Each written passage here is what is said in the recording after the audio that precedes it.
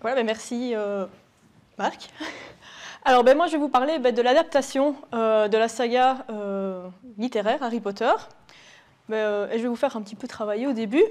Alors qui a vu l'ensemble des films, ou au moins une partie? Levez la main. Bon, on est plus ou moins sur presque tout le monde. Alors, deuxième question, qui a lu les romans? Déjà sur une partie. Allez, on va commencer par une partie. Tout? Ça dit.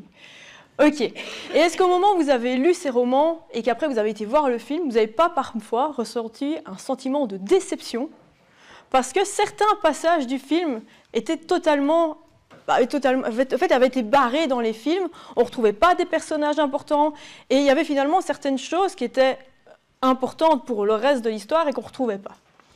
Finalement, ces pertes, on va les appeler comme ça, c'est dû au phénomène d'adaptation cinématographique. Alors l'adaptation cinématographique, c'est un ensemble d'opérations qui visent finalement à transposer un objet littéraire en un objet cinématographique, et c'est également le produit de ces opérations, donc ici le film.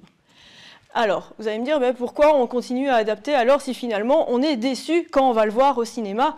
Mais finalement, adapter, c'est très rentable. Alors ici, je vais vous donner un exemple. Ce n'est pas un film avec un enseignant, ça reste quand même un film sur l'apprentissage, la quête. C'est la trilogie du Seigneur des Anneaux, qui est quand même une des trilogies qui est finalement la plus bankable de ces dernières années. Alors, une autre raison d'adapter des romans au cinéma, ou de la littérature du moins au cinéma, c'est que finalement il y a une profusion de choix. Il y a déjà finalement cette base qu'on a de romans, de BD qui existent, et en plus chaque année le nombre de romans qui sortent, c'est incalculable. Alors je vais vous donner des exemples pour vous montrer qu'on peut adapter finalement énormément de choses. On peut adapter des romans d'horreur, parce qu'ici ce sont à chaque fois des films qui traitent de l'école ou de l'enseignant. Donc on a des romans d'horreur, on a des BD, on a du théâtre, des romans jeunesse. Donc on est ici plutôt sur un monde américain ou un cinéma européen, français.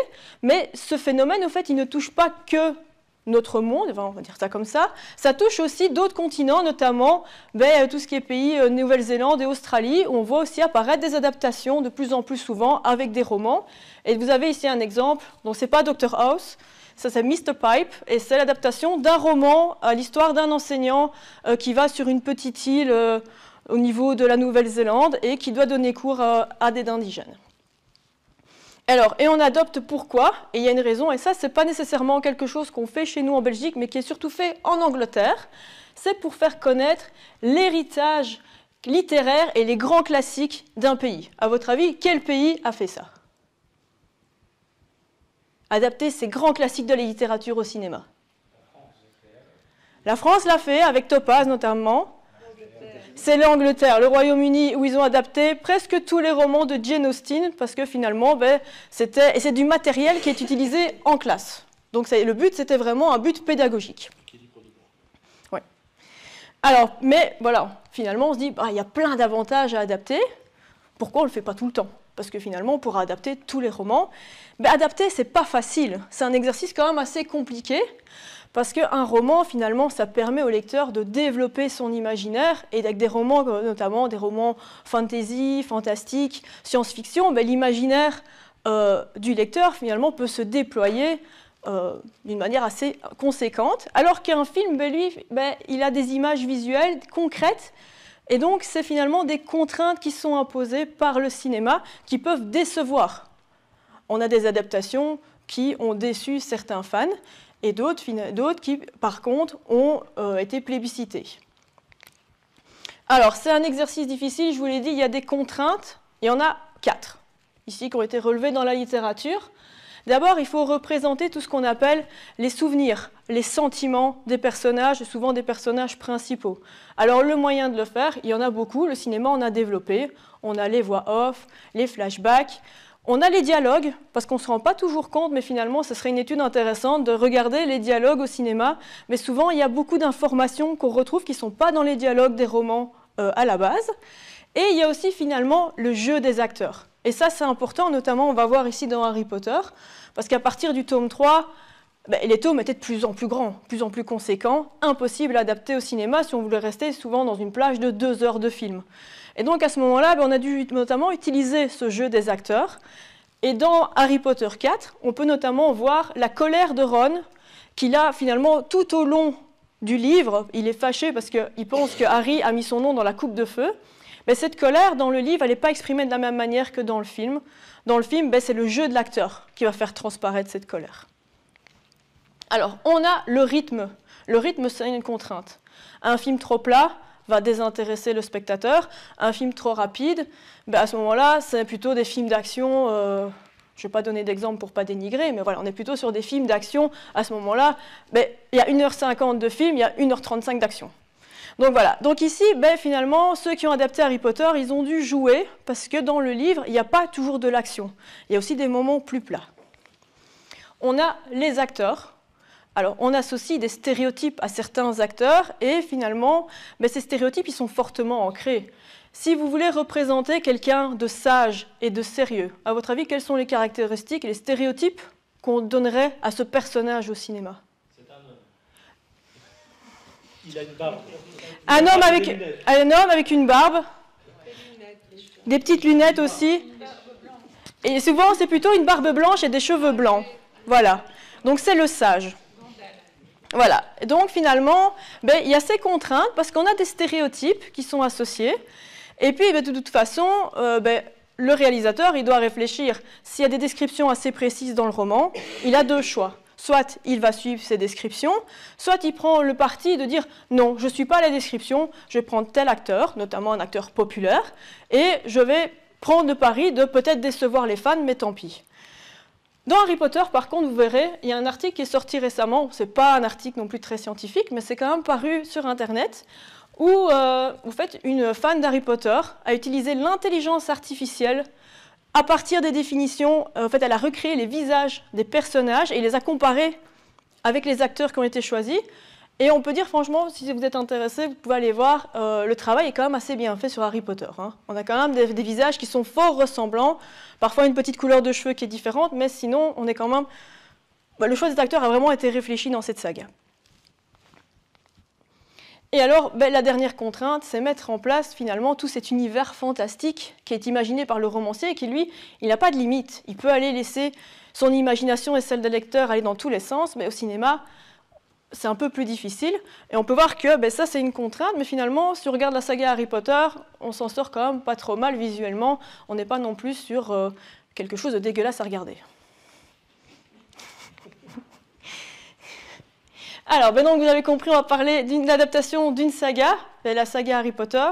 C'est un peu difficile d'aborder tous les éléments, et surtout qu'on est plutôt dans l'optique sciences de l'éducation.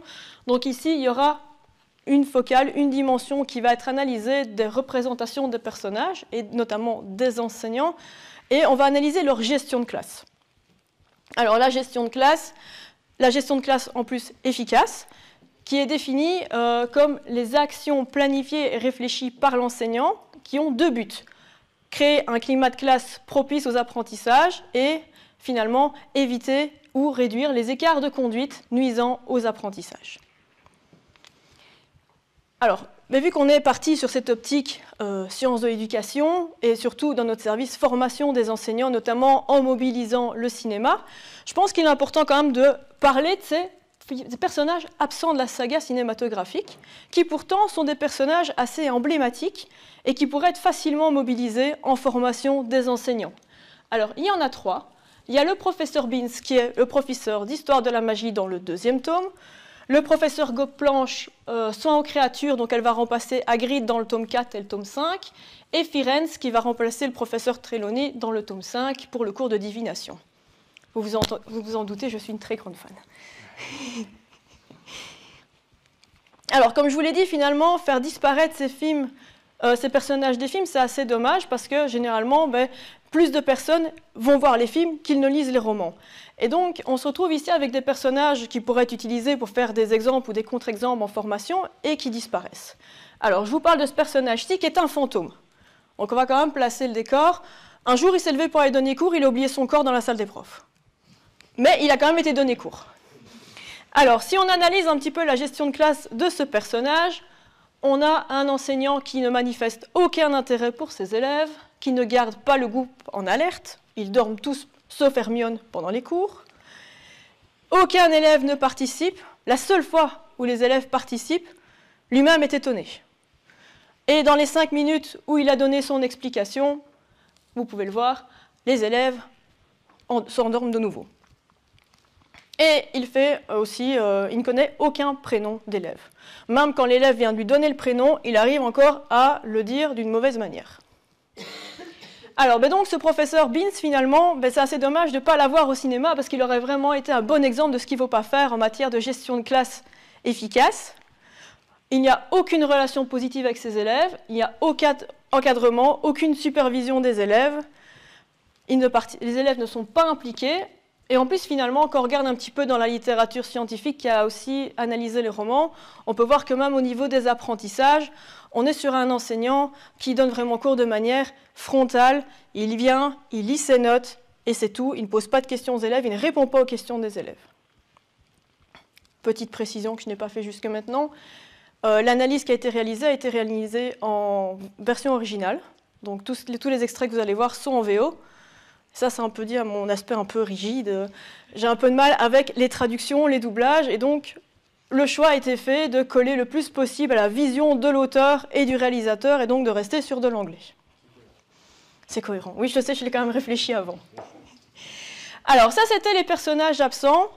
On va maintenant regarder ces personnages qu'on a dans les deux sagas. Donc, la saga littéraire et la saga cinématographique. Et finalement, il y a parfois des choses qui ont été ajoutées ou enlevées dans les films qui font qu'on n'a pas toujours les mêmes représentations quand on analyse la gestion de classe dans les romans et dans les films. Alors, je les ai classés en 3 catégories, ces enseignants. On va commencer par la première, la plus simple. La représentation est identique. Là, on a le professeur Lupin et le professeur McGonagall. Alors, on va un petit peu s'intéresser à cette catégorie avec le professeur Lupin, et je vais vous passer un extrait en anglais, mais il est très court.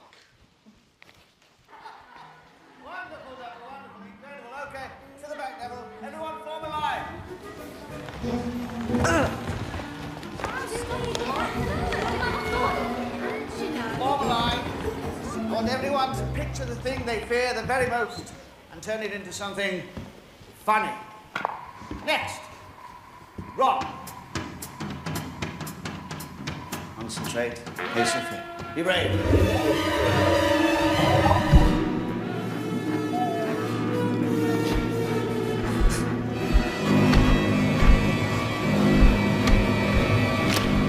One to the ready, Ron. One to the ready. Ridiculous.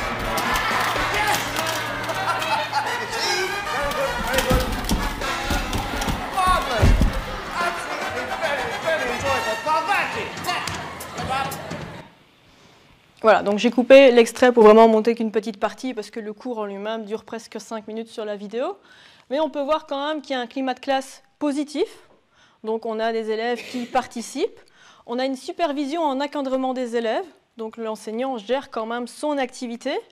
On a une organisation de la classe. Donc les élèves ne sont pas tous n'importe comment. On leur demande de former une ligne pour faire l'exercice. Et on peut donc qualifier la gestion de classe de cet enseignant d'efficace. Et ce qui est intéressant avec ce personnage, c'est que dans la littérature, on peut voir que ce soit au cinéma ou dans les romans, la littérature scientifique, généralement, le classe comme un bon enseignant, parce que même au niveau des apprentissages, on est sur une gestion efficace. Pourquoi? Parce que cet enseignant, il arrive à créer un environnement d'apprentissage dans lequel les élèves sont actifs, et il est en plus généralement reconnu pour sa maîtrise et ses connaissances. Alors ça, c'était les représentations similaires. Il y a très peu d'enseignants qui ont une représentation totalement identique dans les livres et dans les films. On a parfois des représentations qui sont légèrement différentes, qui peuvent être soit plus négatives dans le film ou plus positives dans le film. Alors je vais commencer par ce personnage ici. Personnage du 2e tome et du 2e film, donc c'est Gilderoy Lockhart. Alors, personnage qui a une représentation un peu plus négative dans le film. Pas que sa représentation dans le livre soit très positive, on est quand même sur un enseignant relativement incompétent, mais cette incompétence est encore plus exacerbée dans le film. Alors, pourquoi elle est plus exacerbée? Parce que finalement, quand on analyse un petit peu ce qu'il met en place au niveau de la gestion de classe, on peut voir qu'il y a déjà un peu plus d'interventions préventives efficaces dans le livre, ce qui n'est pas le cas réellement dans le film. Et on peut voir aussi que dans le livre, quand il y a un problème, un écart de conduite, il va essayer de le régler. Bon, finalement, ça se solde par un échec fracassant, mais il y a quand même une tentative, donc on peut quand même souligner cette tentative qui finalement apparaît très très peu dans le film. Alors, autre personnage que Marc vous a présenté juste avant. Alors d'ailleurs, je remercie Marc parce que je ne dois pas passer les extraits. Alors, on est ici sur un personnage qui a déjà une représentation très négative dans le film, mais si on lit le roman, sa représentation est encore plus négative. On est vraiment sur une enseignante qui favorise les punitions, donc les sanctions et les pertes de privilèges. Et ça, c'est encore plus marqué dans le roman. Une enseignante qui utilise beaucoup d'interventions préventives négatives, donc énormément de menaces vis-à-vis des élèves dans le livre. Et on peut voir aussi que c'est une enseignante qui va finalement, quand elle utilise des interventions qu'on pourrait qualifier d'efficaces, comme le fait de mettre des règles en place, ou des procédures ou des routines, elle détourne le but de ces interventions. Donc ces interventions, ce n'est pas dans le but de permettre aux élèves de faire plus d'apprentissage, non, c'est dans le but de contrôler la classe. Donc c'est vraiment dans un but de dominer son environnement à elle. Alors, dernière catégorie, parce que le temps passe très vite, et c'est pour moi la catégorie la plus importante, parce que ça va vraiment montrer l'impact qu'a le cinéma sur les adaptations des romans au cinéma, parce qu'ici on peut voir que ces représentations, elles sont modifiées parce qu'un seul geste de l'enseignant est ajouté, mais c'est un geste très important. Alors, des représentations d'abord plus négatives dans les films. Je vais vous passer un petit extrait qui compile plusieurs cours. On va peut-être voir après pourquoi j'ai compilé ces extraits-là. Splendid. Wingardium-Leviosa. Oh. I think we're going to need another feather over here, Professor. Donc ça, c'est le premier, le professeur Flitwick. You grasp your mandrake firmly, you pull it sharply up out of the box. Stop it, and now you stamp it down in the other pot and pour a little sprinkle of soil to keep it warm. Longbottom's been neglecting his earmuffs. No, ma'am. He's just fainted. Yes, well, just leave it there. Right, on we go. Plenty of pots to go around. Grasp your mandrake and pull it up.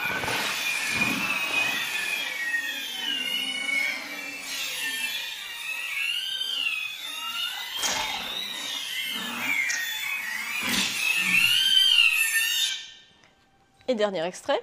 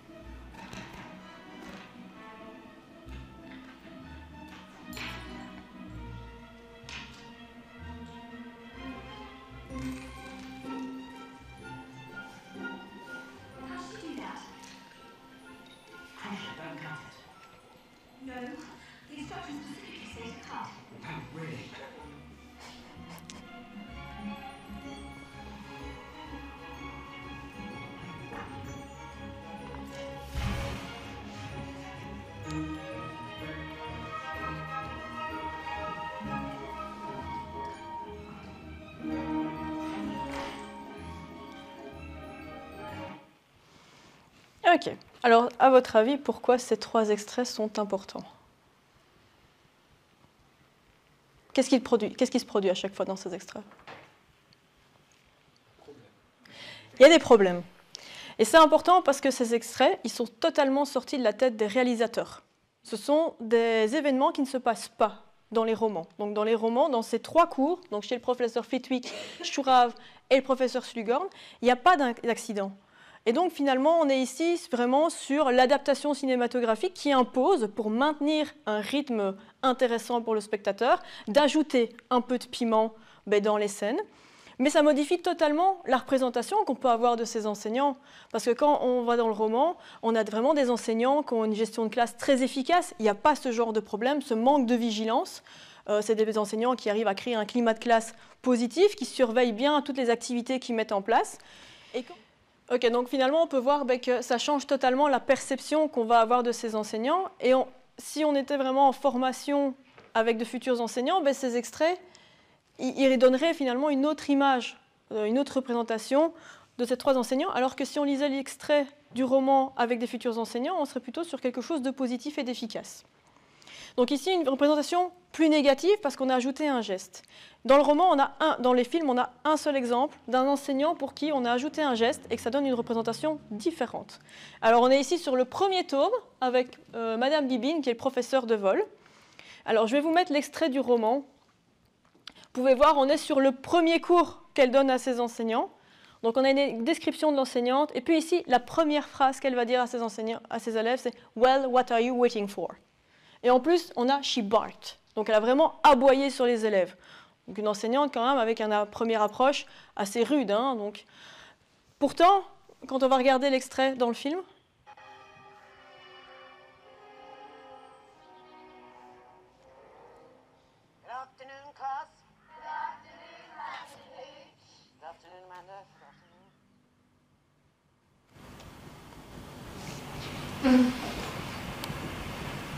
Everyone step up to the left side of their broomstick.